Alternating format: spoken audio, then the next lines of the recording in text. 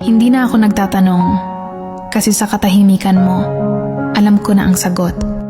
Kapag sinabi mong tatawag ka, tumatahimik na lang ako dahil alam kong may mga salitang hindi na kailangang marinig para masaktan. Kapag umuuwi ka, binabaon ko ang lungkot sa bawat paghinga, dahan-dahan para hindi mo mahalata na ako ang naiiwan sa gitna. Hindi ko alam kung bakit ako nahulog sa tamang tao sa maling oras. Hindi ka naman ang nagsimula, ngunit ako ang lumapit.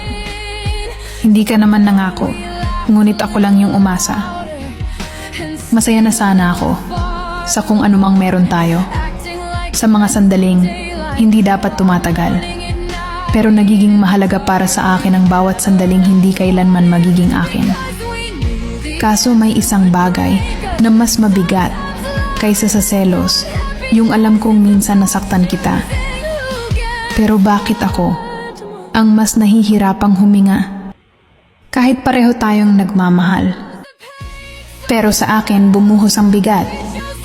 Kaya kung sakaling manahimik na ako, huwag mong isipin na wala na akong nararamdaman. Tahimik akong bumitaw sa pag-ibig na hindi kailanman pwedeng maging akin. At kung sakaling maalala mo ako, huwag sa araw na masaya ka, kundi sa gabing tahimik na ang lahat. Alalahanin mo ako. Bilang taong nagmamahal pa rin sa'yo ng buong puso, kahit wala ka na, at hinayaan akong mag-isa, malungkot at nagdurusa. Yung taong minahal ka na hindi humingi ng kapalit pa mula sa umpisa.